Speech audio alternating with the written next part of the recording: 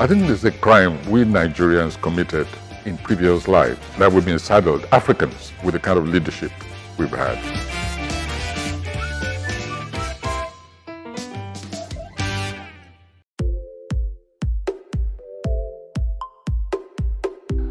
The reason is this: people are talking just about cattle alone. We'll come to that third one in a moment. But how did what we now call banditry begin? I believe that it actually emanated from Zamfara and was as a result of the hidden gold, illegal gold mining, unacknowledged, which has been taking place there.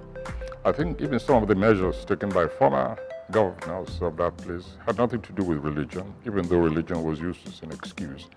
It really had to do with control of the gold mines. Anywhere there is gold, there's banditry. Go and take a look at all nations which have mined gold. Gold somehow is a violent metal. Beautiful, we all love it, and so on. And most prominently, then, the cattle has been the most intractable because it has reached the violence connected with cattle has become attached to a particular tribe. I can tell from our own personal usage of language and words, even in my intervention, always very careful.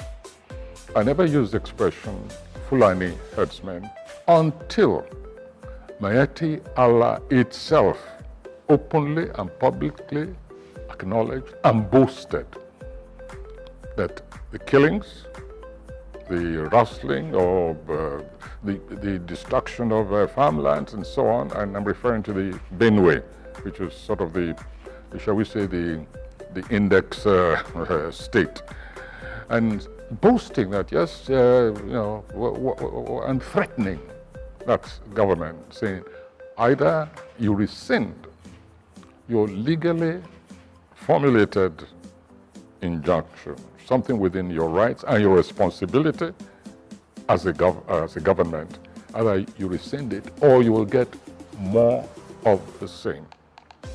That association threatened this nation, the entirety of the nation, not just Benue.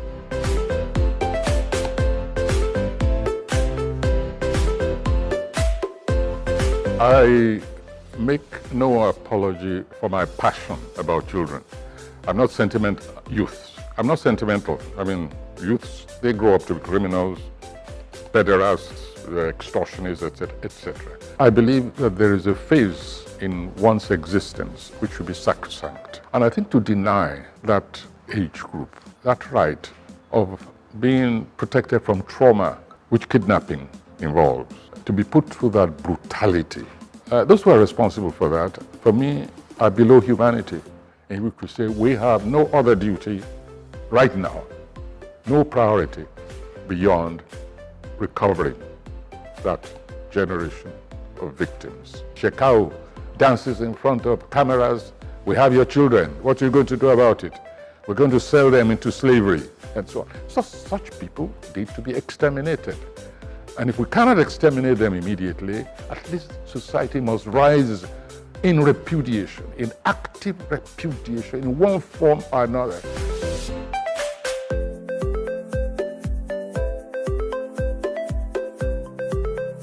Well, I support any kind of effort, and I actually find laudable any action which involves personal risk. The question, however, in what I call the Gumi approach, is the theology that goes with it.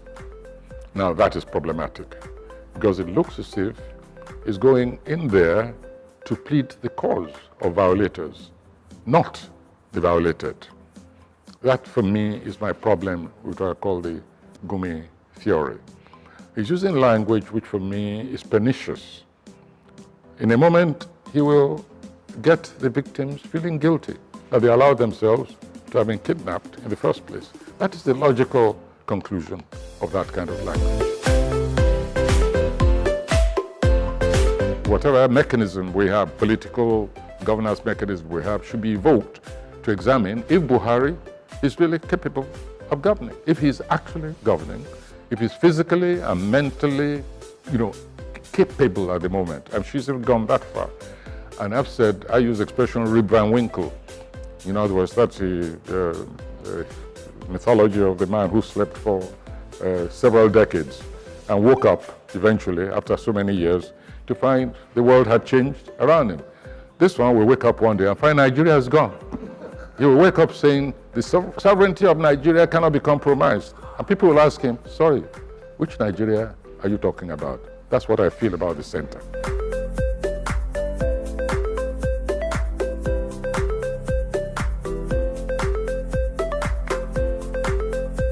National Theatre.